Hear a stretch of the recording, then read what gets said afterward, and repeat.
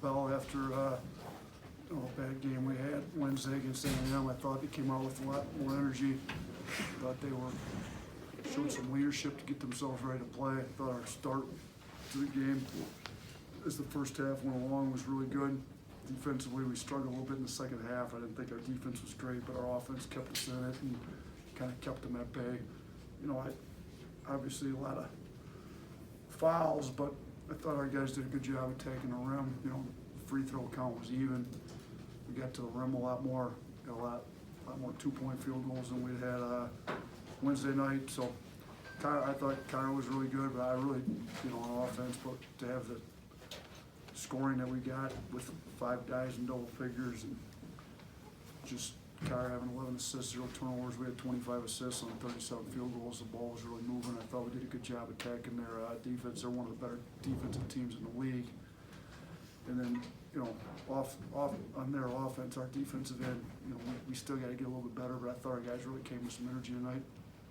Thanks, Coach. Let's go ahead and take some questions. Go ahead, Cecil.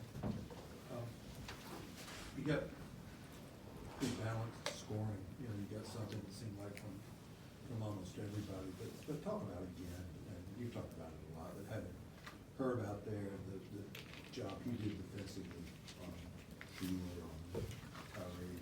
Yeah, so we kind of chart all, we call them blue collar points, like deflections, charges, loose balls. Kind of give out a hard head at the end of the game. He won it this game.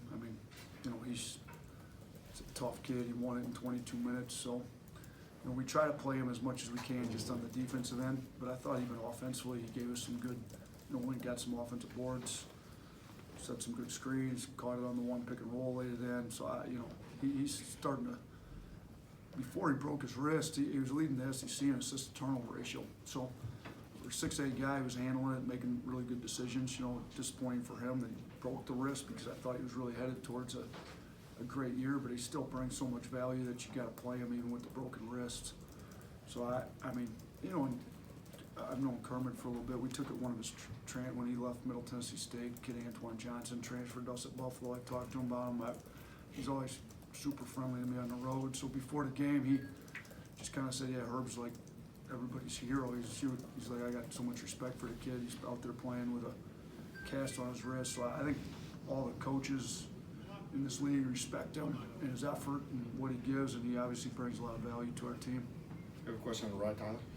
Yeah, Coach. So one of the rare games over the last month or so, it wasn't a one-possession game down the stretch. Just talk about the resiliency to come back from Wednesday night and really just cruise to victory.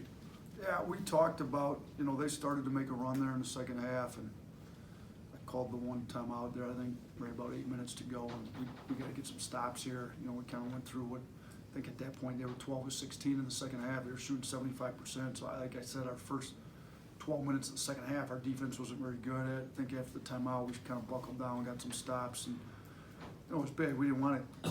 After you're up, and we've had this happen plenty this year. You're up close to 20. Up 15 against Tennessee and lose the game. Up 12 zip against Arkansas, lose the game. Up 21 at Florida, lose the game. Like we've had that happen too often. So we talked about, let's show some maturity and get some stops. There's no way we're losing this game. If our defense picks up, they got to score the ball to beat us since we're up. So let's pick our defense up, and I thought our guys did that there in the last 8 minutes. Any other questions for Coach?